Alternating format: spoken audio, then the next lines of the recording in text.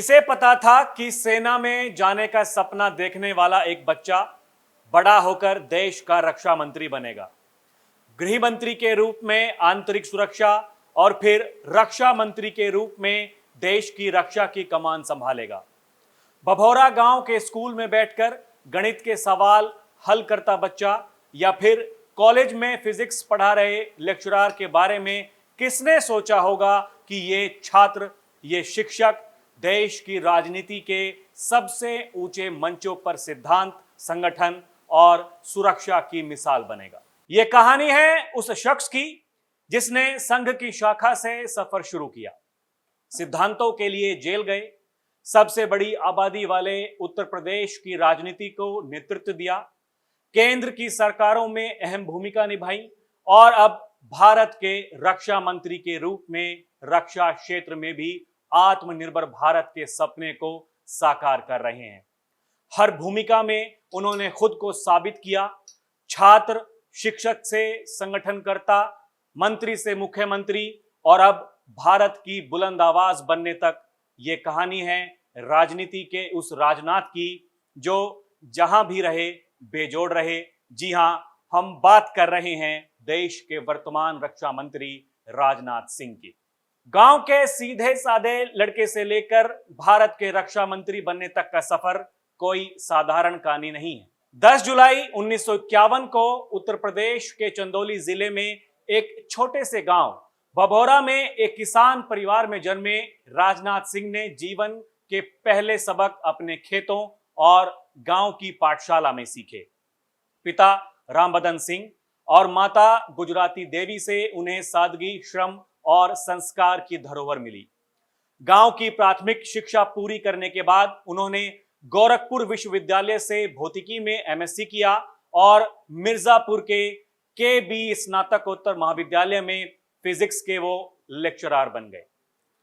राजनाथ सिंह शिक्षक थे, लेकिन सिर्फ किताबों के नहीं, जीवन मूल्यों के भी। 13 वर्ष की उम्र में ही राष्ट्रीय स्वयंसेवक संघ आरएसएस से जुड़ाव उनका हो गया और 1969 से 1971 तक अखिल भारतीय विद्यार्थी परिषद एबीवीपी के गोरखपुर प्रांत के संगठन मंत्री रहे। 1972 में मिर्जापुर नगर के आरएसएस कार्यवाह बने और फिर शुरू हुआ उनका सक्रिय राजनीतिक जीवन। 1974 में उन्होंने जनसंघ से राजनीतिक शुरुआत की और अगले ही साल आपातकाल के खिलाफ जेपी आंदोलन से जुड़ गए।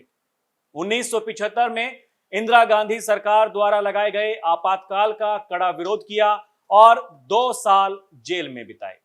1977 में जेल से निकलकर सीधे उत्तर प्रदेश विधानसभा पहुंचे। पहली बार चुनाव लड़ा और विधायक चुने गए। 1983 में वो बीजेपी के प्रदेश महासचिव और फिर 1984 में युवा मोर्चा बीजेवाईएम के प्रदेश अध्यक्ष बने। इसके बाद राष्ट्रीय महासचिव और फिर 1988 में राष्ट्रीय अध्यक्ष बने।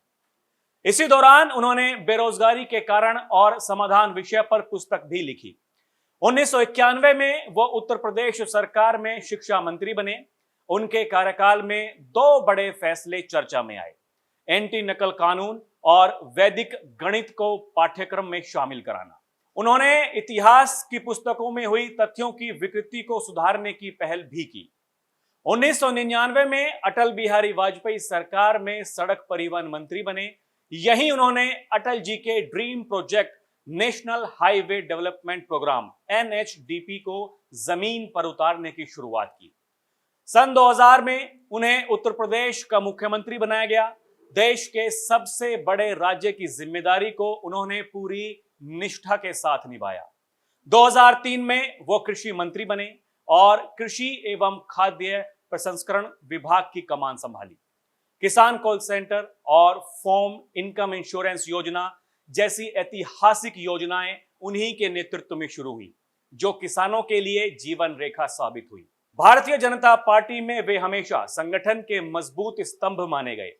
2 बार पार्टी के राष्ट्रीय अध्यक्ष बने और भारत के कोने कोने में जाकर पार्टी को मजबूत किया। 2006 में उन्होंने भारत सुरक्षा यात्रा निकाली, जिससे आतंकी घटनाओं और आंतरिक सुरक्षा के मुद्दे राष्ट्रीय विमर्श में आए। 2014 में वो गृह मंत्री बने और 2019 में रक्षा मंत्री की जिम्मेदारी संभाली। गृह मंत्री के तौर पर उन्होंने आंतरिक सुरक्षा को मजबूत किया और महिलाओं के लिए अर्धसैनिक बलों में 33% आरक्षण का फैसला किया। रक्षा मंत्री के रूप में उन्होंने आत्मनिर्भर भारत को रक्षा क्षेत्र में लागू करने के बड़े कदम उठाए। अगस्त 2020 में 101 रक्षा उपकरणों के आयात पर रोक लगाई और मई 2021 में 108 और उपकरणों की सूची जारी की, जिनका निर्माण अब भारत में ही होगा। महिलाओं को सेना में समान अवसर देने के पक्षधर राजनाथ सिंह ने महिला सैन्य पुलिस भर्ती की शुरुआत की। एसएससी महिला अधिकारियों के कार्यकाल को 10 से बढ़ाकर 14 साल किया और प्रमोशन के अवसर भी बढ़ाए। सेना में महिलाओं की भागीदारी बढ़ाना उनके रक्षा मंत्रालय का अहम उद्देश्य रहा है। राजनाथ सिंह राजनीतिक जीवन में सैद्धांतिक दृढ़ता और संवादशीलता के प्रतीक हैं। उन्होंने बार बार कहा है कि राजनीति में विश्वसनीयता सबसे बड़ी पूंजी है। वे मानते हैं कि वादों और कार्यों में मेल ना होने से राजनीति में भरोसे का संकट आता है। वे अक्सर कहते हैं कि बिना अपनी सभ्यता और संस्कृति को समझे आधुनिकता का कोई मूल्य नहीं है। यही कारण है कि उन्होंने युवाओं को भारत के सांस्कृतिक वैभव से जुड़ने के लिए प्रेरित किया। वो लगातार तीसरी बार लखनऊ से सांसद हैं और जनता के बीच लगातार सक्रिय रहते हैं। शिक्षा, कृषि, संगठन, सुरक्षा और रक्षा, हर क्षेत्र में उन्होंने जो भूमिका निभाई वो एक आदर्श राजनेता के रूप में उनकी छवि निखारती है। राजनाथ सिंह के जीवन की तरफ देखने पर यह सिर्फ एक राजनीतिक यात्रा नहीं लगती, बल्कि एक सिद्धांतनिष्ठ, संवेदनशील और समर्पित जनसेवक की कहानी उभरती हुई दिखाई देती है, जो भारत को विश्व गुरु बनाने के सपने के साथ निरंतर कार्यरत है। तो दर्शकों, ये है देश के वर्तमान रक्षा मंत्री राजनाथ सिंह की कहानी। आपको हमारी ये वीडियो कैसी लगी, हमें कमेंट करके जरूर बताइएगा।